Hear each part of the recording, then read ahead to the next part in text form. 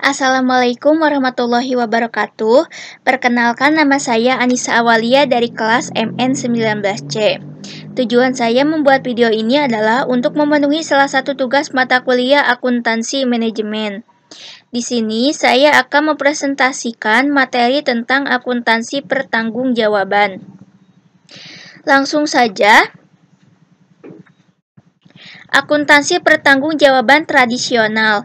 Dahulu, akuntansi pertanggungjawaban sebagai satu-satunya cara mengevaluasi kinerja manajer. Sekarang, pergeseran filosofi manajemen dari kinerja individu menjadi kinerja tim. Definisi akuntansi pertanggungjawaban adalah sistem akuntansi yang dirancang sedemikian baik sehingga dapat mencatat dan melaporkan pendapatan dan atau biaya yang timbul akibat pelaksanaan suatu aktivitas kepada manajer yang bertanggung jawab terhadap aktivitas tersebut. Tujuan akuntansi pertanggungjawaban: menyediakan informasi yang dapat digunakan oleh manajemen untuk mengevaluasi efisiensi penggunaan sumber daya organisasi. Skema akuntansi pertanggungjawaban: menghitung biaya sesungguhnya setiap aktivitas selama periode tertentu. Hasil perhitungan tersebut dibandingkan dengan biaya yang dianggarkan untuk aktivitas yang sama. Perbedaannya atau disebut penyimpangan dilaporkan kepada manajer yang bertanggung jawab mengendalikan aktivitas tersebut. Penentuan pihak yang mengendalikan biaya. Sistem akuntansi pertanggungjawaban yang efektif harus memisahkan biaya terkendali dengan biaya tidak terkendali. Asumsi dasar akuntansi pertanggungjawaban adalah individu yang berwenang mengendalikan aktivitas yang harus bertanggung jawab terhadap biaya yang timbul akibat pelaksanaan aktivitas tersebut.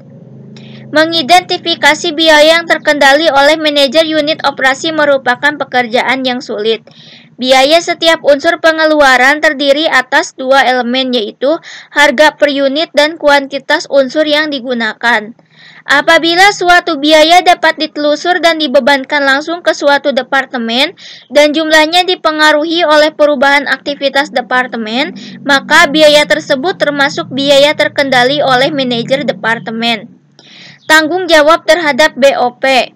Unsur overhead ada yang dapat dibebankan secara langsung ke suatu departemen dan menjadi tanggung jawab langsung kepala departemen, dan sebagian lagi berasal dari alokasian untuk penentuan tarif BOP. Biaya hanya perlu dialokasi apabila manajer departemen penerima alokasi dapat mengendalikan biaya yang dialokasikan. Departemen pemakai harus mengetahui harga jasa sebelum membeli sehingga dapat mempertimbangkan biaya dan manfaatnya. Laporan pertanggungjawaban. Tujuan utama: memotivasi individu mencapai kinerja yang tinggi dengan melaporkan efisiensi dan inefisiensi kepada manajer pusat pertanggungjawaban dan atasannya. Memberi informasi yang dapat membantu manajer pusat pertanggungjawaban untuk mengidentifikasi inefisiensi sehingga mereka dapat mengendalikan biaya menjadi lebih efisien.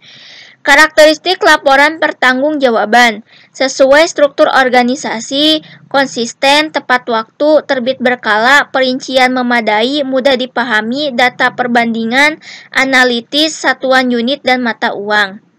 Analisis penyimpangan dan anggaran fleksibel.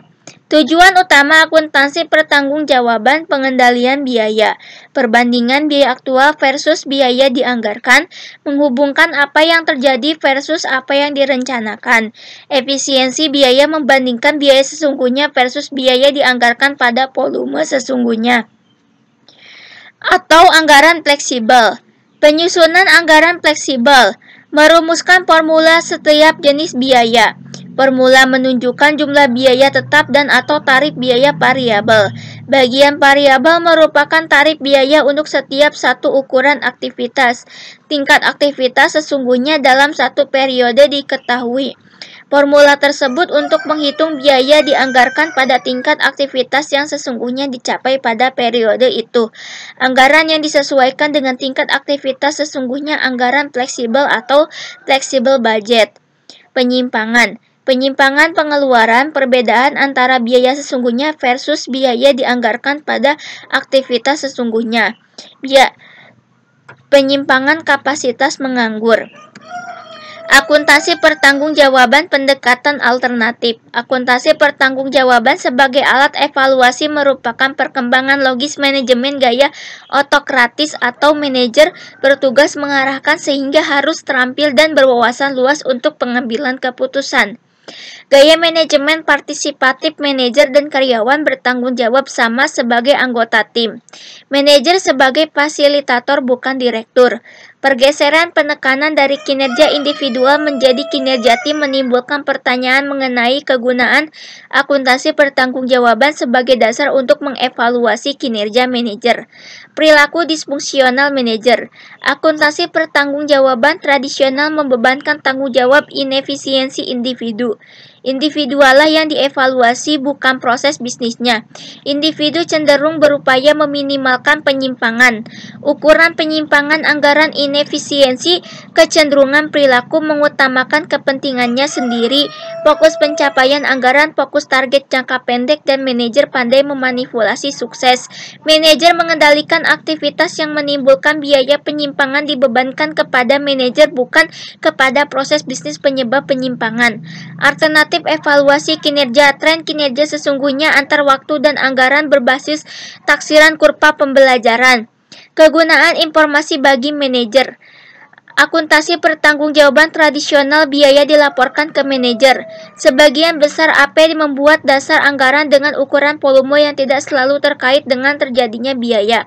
Data pengendalian oleh AP terlalu ringkas berupa data keuangan yang tidak mudah diinterpretasi oleh manajer tingkat operasi atau dari berbagai disiplin ilmu.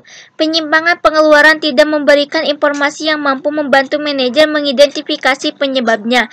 Alternatif solusi, perhitungan biaya dan AP berbasis aktivitas. Sekian dari saya, mohon maaf bila ada salah-salah kata. Wassalamualaikum warahmatullahi wabarakatuh. Terima kasih.